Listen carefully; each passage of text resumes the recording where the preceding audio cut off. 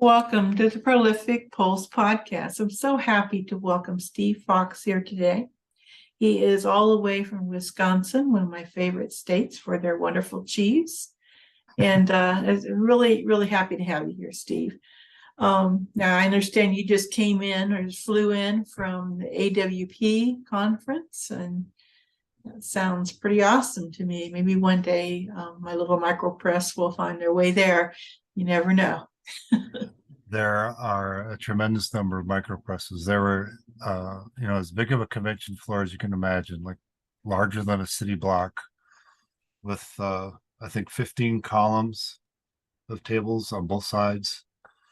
There are some very tiny presses, and there's some of the ones that you'd expect to see there. Like the Kenyon Review and things like that. But it was a very terrific and energizing experience. I'm glad to be home though. I mean, we did just get a foot of snow, but it's March, so it's definitely still winter here. So you're not sitting out in the snow like your back picture looks like. No, I dropped. Yeah, that's a photograph. That's the table that I work out on during the summertime. I sit out there and do my day job in the spring. But no, now I'm in my basement, kind of in my pandemic pantry, and it's a little messy. I got a kid home from college, so I threw up the background so you didn't have to see all the laundry. Well, that's fine. That's fine. Yeah, I understand that very well. I also work from home, and um, this is the best corner in the Yep, house. yep. So yeah, the pandemic did that cause inspiration for more writing for you? Um, I think it did. It was interesting. I work with a writing coach, Allison Wiss. She's from the Loft Literary Center in Minneapolis, and we worked together now for years. And I sent her one of the stories, actually several of the stories in the book during the pandemic.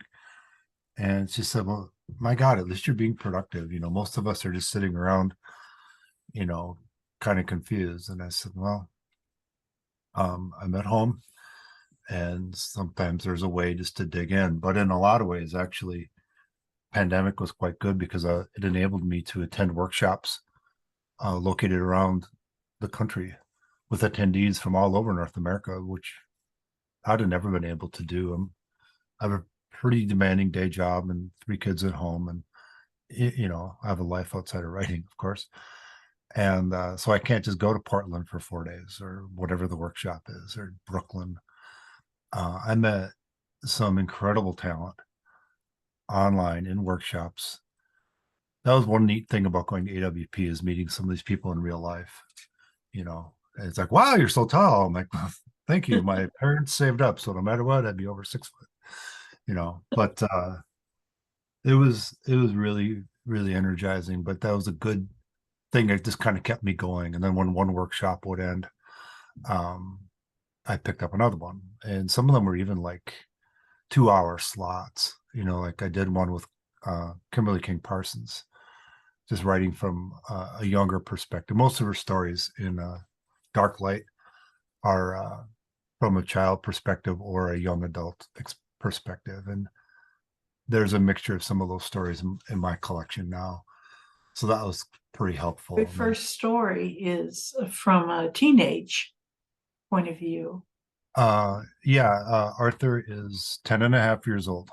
So he's kind of a tweener, probably, mentally a little more uh, advanced than most 10-year-olds, but at the same time, uh, he's kind of gifted with that ability to make these brilliant observations, yet be totally clueless because he's 10 and he gets a ride everywhere he goes.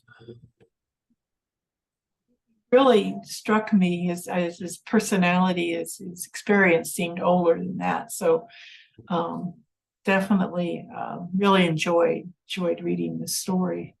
I'm going to show a picture of the cover of the book we're talking about so people know Sure. what we're referring to. Sometimes Creek.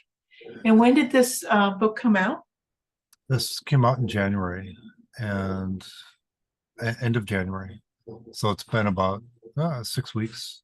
So it's still kind of sinking in that, I've got an ISBN next to my name. The press I worked with, Cornerstone Press, was one advantage to working with a small press. They're located in Stevens Point, Wisconsin. One advantage to working with a small press is you can have a fair amount of control over what your book is going to look like. They had a really talented team working on this book, from editors to designers and all that. But the designs weren't quite landing for me. They were nice, but they just didn't quite strike the chord I was looking for. And so I asked the designer, Amanda, I said, is there one image from the book that really grabbed you? And she said, well, the staircase and the butcher's ghost. And I said, turns out I've got a photograph of those steps. Oh, And wow. yeah, and so this is actually quite near where I live in Wisconsin. The region I live in has got a lot of bluffs. People may think Wisconsin is flat, and you just kind of drive through it, but it's actually very rolling country and steep, sheer parts of it. It's just, they're not mountains, no snow-capped peaks here. But anyway, the staircase just literally goes straight down the side of this hill where the street stops. And so I sent her that photo, and then she did the rest to kind of give it that speculative feel, and reversed out the colors. And then I think it's a wonderful color. thank you. Yeah, and I was able to put the blurb on the cover, work with the fonts, and some of that I do for my day job, so I had a little bit of experience in layout and kind of what works and what might jump off a shelf or be visible on an online setting. What is your day job? You keep referring to your day job, so now I have to ask the question. Software engineer. Yeah. Wow. So, yeah, for a long time I've always worked in technology. My background is in actually trained as a linguist. I have a master's degree in Spanish, and for a while I thought I was going to be teaching historical linguistics at a university somewhere, but to pay the bills I kept working in computer science jobs, working databases and things like that, and that just kind of bled through the whole .com boom and through the 2000s and 2010s, and I've been working in technology ever since. I enjoy it. In some ways there's a natural connection between linguistics and computer science and the code of programming with the syntax and structure and things like that. So it wasn't as big of a leap as people might think. Yeah, actually, I have a good friend who is in that field and is quite a prolific poet. And it's a balance of life, but there's some connection there as well.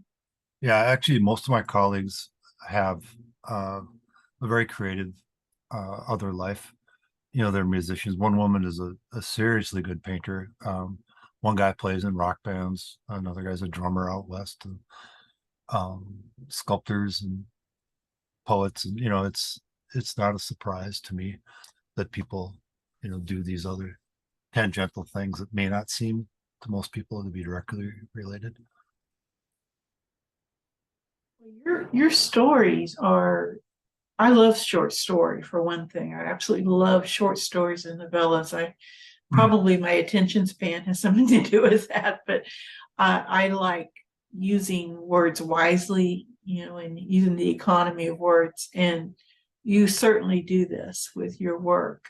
I actually read the title story yesterday, and it really touched me. It really pulled at my heart, and the characters in the story, I thought, when I was reading, I thought, is this the author telling a true story about their life? But then I knew that wasn't your true story about your life, because I know a little bit about what you've shared about your life. So I'm like, where do you pull your characters from?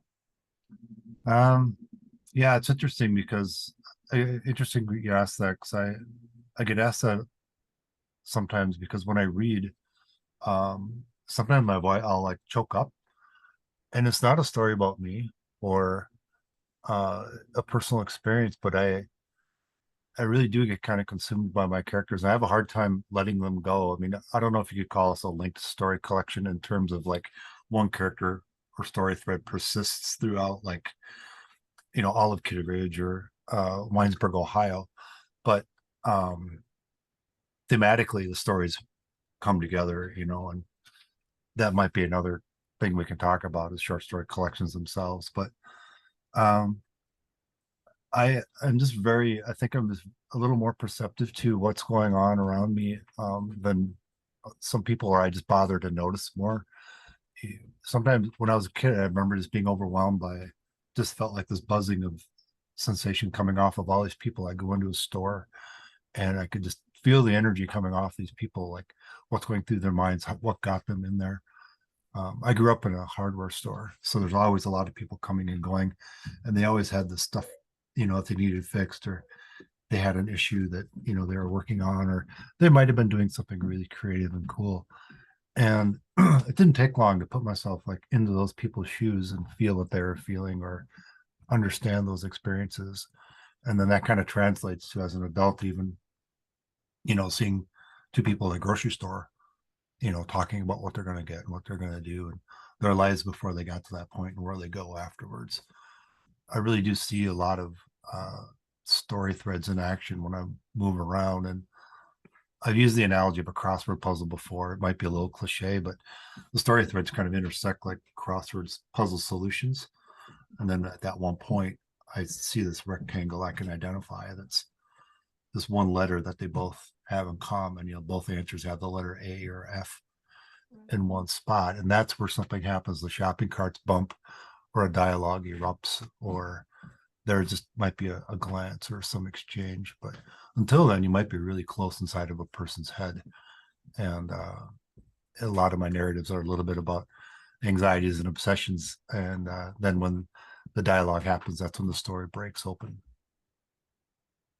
Found that coming from Midwestern area, and we had a very small town I lived in, the hardware store was the place where usually the men gathered and told their stories. And and it just talk about what's going on there. Maybe it's in their life, but there's also a lot of sharing, a lot of storytelling going on. Same with the barber shop was the other thing. And my father always loved, when he retired, he always loved to go to the hardware store. He finds some excuse to go down there just to hang out really and have coffee with the guys. And but yeah, and then the pharmacy was the other little cluster where they had coffee in the morning and had a little table where people would gather. And in the grocery store. Did you have a soda fountain in your pharmacy?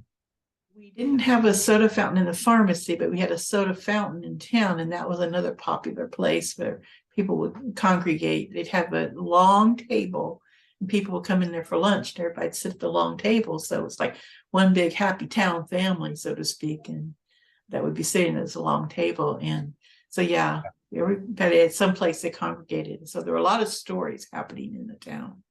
Mm-hmm. Through all of that. You probably write a mini book. No, it feels a lot like where I grew up. We didn't have a soda fountain in our pharmacy either, but we did have a place, a dairy bar. It was a lot like that. That's where you got your shakes and malts and whatever else. Dairy phosphate. People don't even know what those are these days, but yeah. Licorice ice cream, things that they only had in the little towns. Right. So yeah, it's fodder for great stories. So let's talk about your book some more. About, you said that your story collection. So do each of the stories kind of interlink? You mentioned something about that. Yeah, well, I think if somebody reads a collection straight through, they might wonder, is there a link here? I mean, and for sure, I think some of the characters persist. I have a hard time letting go of characters anyway, even if I kill them. They come back, they can still do other things, after they're dead or before the story that I set them in was written. One woman in a writer's group I was in a few years ago got really upset because I wrote a story about a guy who had died in a previous story months before. So I submitted, she's like, he's dead. What are you doing? And I said, well, he did other things before that happened. your page is blank, you can do whatever you want. But no, thematically, I think the stories are just more connected, because they kind of got one foot in kind of this gut punch reality, and another foot sort of that slips through this rip into our current continuum into this other parallel place. It's neither here or there. It's just this liminal zone that, and all my stories kind of have a little bit of that feel too, where it's kind of, on the edge. And that's like why one editor said it feels like Kafka meeting Carver on the page, because you might have like this dirty ashtray that's got cigarette butts in it and a little bit of warm beer from last night next to this thing that's happening that's just not quite, of this world, but it looks enough like it that it could be, but that does not dominate though. The weirdness though. Yeah, it doesn't, I guess. I've been told both. I understand too about the characters becoming almost real to you and having a hard time letting go of them. Often when I'm writing, I like to write short stories. It's more of a hobby for me. I published a little bit, but mostly essays. And you get involved with the character when you start breathing life into them. They do become a life of their own, and it is hard to just close the book, so to speak, on them. There's sometimes another story to be told or something else you wanted to touch on about that character, and find ways to bring him back to life. Yeah, well, if you have a good character, you don't have to let them go just because they die, and you don't have to kill them either, I guess I should say. Well, that's a relief. We don't want all your characters dying on the page. Well, how about you share some of the story? I really love. I know you wanted to talk, and I would love for you to talk about the title story. I just find that sometimes You fell dropped in out. love with these characters. I didn't quite hear what you said there. You dropped out. I'm sorry. I said I would love for you to share with us from Sometimes Creek. Okay. I said I really fell in love with the characters of that story. Sure. Yeah, Sometimes Creek had a different title than the one it's got now. But after a while, it kind of became evident that that should be the title. And then my publisher settled on Sometimes Creek as a title for the book. I wasn't sure what I'd call the collection at the time. This was definitely a candidate, and he loved the story. His students loved the story, and it's kind of got a lot of. It conveys a lot of the feel of the book, a little bit of uncertainty, kind of this innuendo of something, this otherness going on, but also familiarity with Creek. And it's a short and concise title. The story, what's intriguing, there's a lot of intrigue in the story in a good way, I think, just to set everybody to where I'm going to read from, sort of in the middle. So this man is and his daughter moved into a house in a very expensive neighborhood in a small town. It's a lush, leafy street. His wife has been killed in an accident, and he has to move out of his place into a rental home. And they live across the street from a woman named Rain and her daughter Jasmine. Jasmine's nonverbal, and she teaches his daughter Claire American Sign Language. And I'll read a section from, like I said, near the end, about 4 minutes long.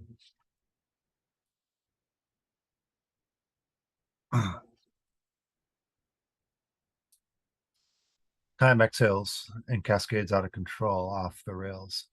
A lateral waterfall sprawl. October? It's a month that's appeared here before me, spun like a scarf from a hole in the middle of this Halloween street air. An air that now quickens with anticipation and a certain anxiety, like a prolonged breath held trapped within a lung for an extra second, and then another. Pumpkins line every porch top, and it just now occurred to me that not only does every house on the street boast a spacious front porch, each porch has a flat rooftop, and each flat rooftop is now lined with pumpkins. Not jack-o'-lantern just yet, though it's been cold enough for those. Jasmine across the street signs something that reminds me that I haven't put away all the day shopping, and a couple of new things happen all at once. First is that it looks like I started to put things away, like groceries and yet more Halloween candy, but I became yet again distracted and wandered away from bulk spices and dry goods into some remote brain ether. In this case, to observe twirling dying dead leaves. Then a weight presses deliberately across the back of my shoulders into my shoulder blades. Ghosts only get lost for a little while. Do they stop to ask for directions?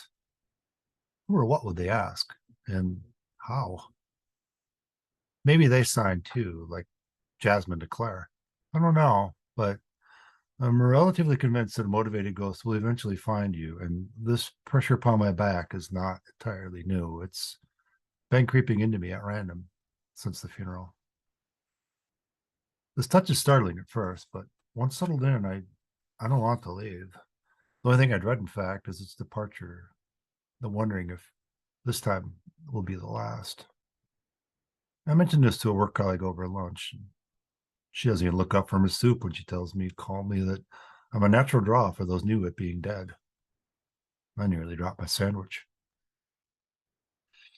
So, bulk spices, among other items, still need a home to be put away. At my replacement house, from which I'm trying to carve a home, I repurpose empty spice jars, new labels for old spice and herb containers, a new replace creation of what it will contain from the old. The empty jar in my hand will become dry peppermint, and I suppose I do replace, like that one poet said. Women mourn, men replace. But Sylve isn't a thing, and she's not empty. The only thing empty is this jar in my hand. I turn it between my fingers and wish I could climb inside and twist the lid. I close my eyes. Once upon a time, there was a man who didn't want to replace, who didn't want to move on, who didn't want to just get over it. Savory becomes oregano, thyme becomes tarragon, clove becomes coriander, and fennel becomes anise. I open my eyes and look up and out the front window across the street. Warm anise wafts in from Sometimes Creek, where beautiful rain makes black licorice. She offered me a piece the other day. I hesitated. Go ahead, she urged, and smiled secretively. What? You've never had homemade licorice before? She laughed quietly and coiled a length of hair over an ear. Come on, she cackled, like I was acting silly. She nudged me at the plate. It's even gluten-free.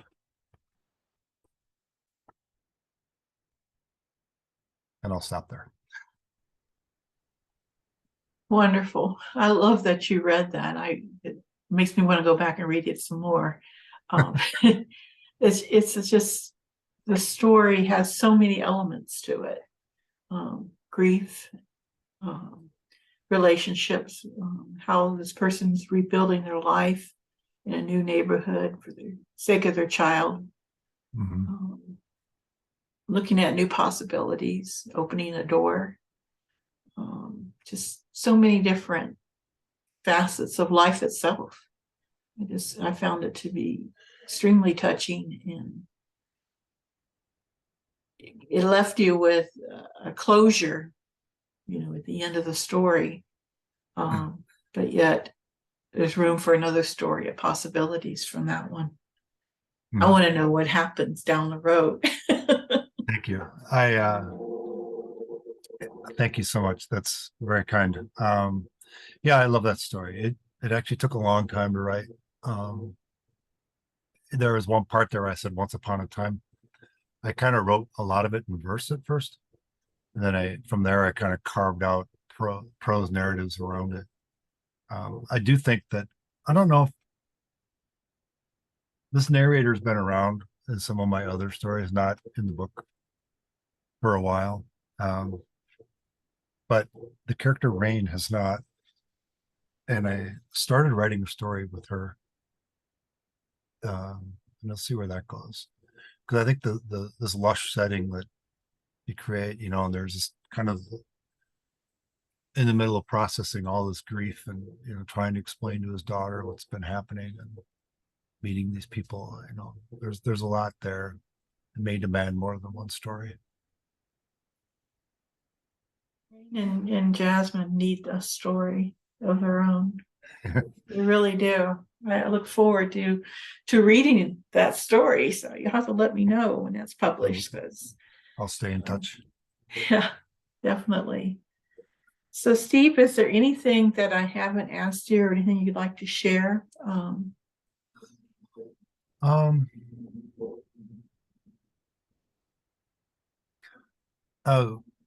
We talked, I mentioned a little bit about short story collections. I think people should give them another try. I think over the years, American students at least are they're presented with short stories throughout their lifetime, but there'll be one-off stories like The Telltale Heart, but they won't read all the stories Edgar Allan Poe put together into that collection. I haven't either. But there are most writers have like Carmen Maria Machado has a very deliberate way of putting her body and other parties together, the sequence of those stories and the way they feel. And I just sat on a panel with her and listened to her talk about, which was the hinge story and how the others felt to the other sides and all the doubt that kind of goes into pulling them together. But what you end up with is it's like listening to an album, the artist put this out, the songs in a certain order for a certain reason. And I know people, when they pick up a short story collection, what's nice is you can just read any story, right? Because they should all stand alone. But a lot of times what you end up with is kind of this novel of story. And the stories, especially if they're all, deep, their settings are really strong and the characters have this strong attachment, this powerful connection to it. There is a bigger story being told, perhaps subconsciously by the author, perhaps intentionally. I think with me, it was a little bit of both when I pulled these stories together. There is one story, I Prefer You in Spanish, that kind of breaks away from the style a little bit. And it's set in Spain. And I call that a pandemic story too, because I wrote it on a really cold night here. It was like 30 some below. And yeah, we'd been settled in.